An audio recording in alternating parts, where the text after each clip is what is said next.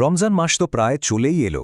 আচ্ছা, এই মাসটাকে কি আমরা শুধু একটা নিয়মমাফিক মাস হিসাবেই পার করে দেব, নাকি এটাকে একটা গভীর আধ্যাত্মিক যাত্রায় একটা সত্যিকারের রূপান্তরের সুযোগ হিসাবে কাজে লাগানো যায়? চলুন, আজ আমরা ঠিক এটাই জানার চেষ্টা করব। এই কথাটা একবার ভেবে দেখুন তো, 11 ফোঁটা পানি আর একটা গোটা সমুদ্রের মধ্যে পার্থক্যটা ঠিক কতখানি?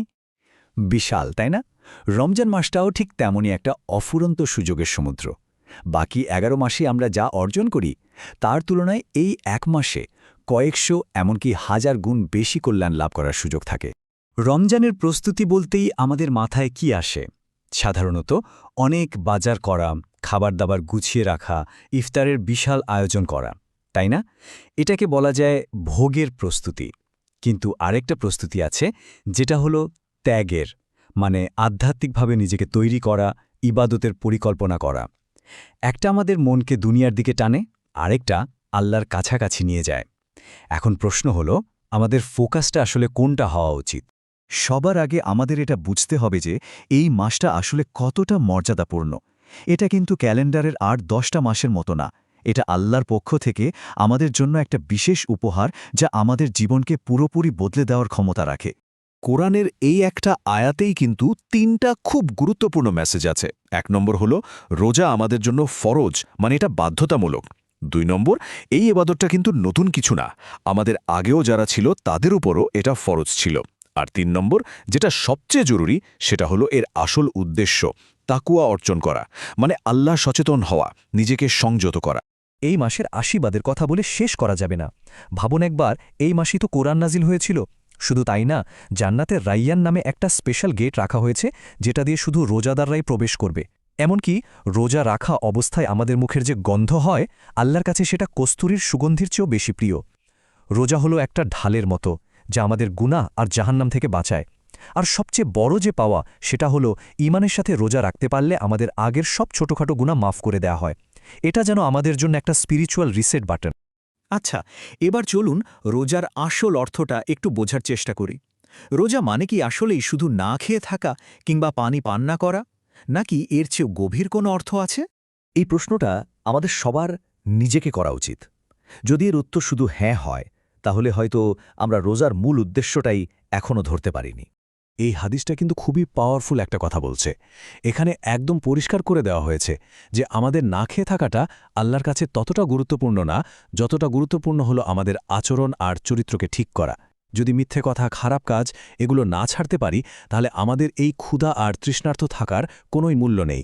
একটা পূর্ণাঙ্গ রোজার ধারণাটা ঠিক এরকম।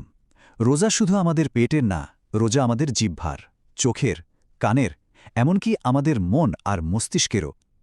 মিথ্যা বলা, গীবত করা, হারাম জিনিসের দিকে তাকানো, খারাপ কিছু শোনা, খারাপ চিন্তা করা, মনে হিংসা বিদ্বেষ রাখা, এই সব কিছু থেকে নিজেকে বাঁচিয়ে রাখার নামই হল সত্যিকারের রোজা। তো এখন প্রশ্ন হচ্ছে, এমন একটা পরিপূর্ণ রমজানের জন্য প্রস্তুতিটা আমরা কিভাবে নিতে পারি? চলুন এবার একটা কার্যকর রোডম্যাপ দেখে নেওয়া যাক। আমাদের ইসলামী স্কলাররা খুব সুন্দর একটা উদাহরণ দেন। ব্যাপারটা অনেকটা কৃষিকাজের মতো। রজব মাস হল জমিতে বীজ বোনার সময়, শাবান মাস হল সেই বীজে পানি দিয়ে যত্ন নেওয়ার সময়, আর রমজান হল সেই ফসল তোলার মাস। মানে বুঝতে পারছেন, রমজানে ভালো ফসল পেতে হলে এর কাজটা কিন্তু রজব শাবান মাস থেকেই শুরু করতে হয়। প্রস্তুতির জন্য কয়েকটা জরুরি কাজ আছে, যেমন মন থেকে তওবা করে নিজেকে পরিষ্কার করে নেওয়া, আল্লাহর কাছে দোয়া করা যেন সুস্থভাবে রমজান মাসটা পাই, মাসটা আসছে এটা ভেবে মন থেকে খুশি হওয়া, যদি আগের বছরের কোনো রোজা ভাঙা থাকে সেটা পূরণ করে ফেলা, রোজার নিয়মকানুনগুলো আরেকবার জেনে নেওয়া, আর শাবান মাস থেকেই কিছু নফল রোজা রাখা, বেশি বেশি কোরআন পড়া, এগুলো হলো ওয়ার্ম আপের মতো। চলুন বিষয়টাকে আরও সহজ করে ফেলি। রমজান শুরু হওয়ার ঠিক আগে ১৫ দিনের একটা ছোট্ট কিন্তু খুব কার্যকরী প্ল্যান করা যেতে পারে, যা যে কেউই ফলো করতে পারবে। এই ১৫ দিনের কাউন্টডাউনের প্রথম কয়েকদিন আমরা মানসিক প্রস্তুতি আর দোয়ার উপর জোর দেব। তারপরের কয়েকদিন কোরআনের সাথে সম্পর্কটা আবার নতুন করে গড়ে তোলার চেষ্টা করব। এরপরে ফোকাস করব নামাজের উপর, যেন নামাজে মনোযোগ বাড়ে। ১০ নম্বর দিন থেকে চেষ্টা করব ছোটখাটো গুণাগুলো কমিয়ে ফেলতে আর শরীরকে রোজার জন্য তৈরি করতে। আর সব শেষে একেবারে মন থেকে তওবা করা এবং ফাইনালি রমজানের জন্য একটা রুটিন বানিয়ে ফেলা। এভাবে এগোলে রমজানকে বরণ করে নেওয়াটা অনেক সহজ হয়ে যায়। আর এই কাউন্টডাউনের একেবারে শেষ দিনে মানে 15তম দিনে সবচেয়ে জরুরি কাজ হলো একটা রুটিন তৈরি করে ফেলা। সাহারিতে কখন উঠবেন, কোরআন কখন পড়বেন, দিনের কাজ কখন সারবেন, ইফতারের পর তারাবি আর তারপর ঘুম, সবকিছুর একটা বাস্তবসম্মত পরিকল্পনা থাকা দরকার। একটা কথা মনে রাখা ভালো, যার কোনো পরিকল্পনা নেই তার রমজান কিন্তু ততটা ফলপ্রসূ হয় না। শেষ করার আগে চলুন এই কথাটা নিয়ে একটু ভাবি। কথাটা হলো, রমজান হঠাৎ করে আসে না, বরং আমরাই হঠাৎ করে রমজানে ঢুকে পড়ি। এর মানে কি? মানে হলো, যারা আগে থেকে নিজেকে তৈরি করে, প্ল্যান করে, রমজান তাদের জীবনকে সত্যিই বদলে দেয়। আর যারা কোনো প্রস্তুতি ছাড়াই হুট করে রমজান শুরু করে, মাসটা তাদের জন্য শুধু না খেয়ে থাকার মধ্যেই সীমাবদ্ধ থাকে। দিন শেষে সিদ্ধান্তটা কিন্তু আমাদেরই নিতে হবে, আমরা আসলে কোন দলে থাকতে চাই।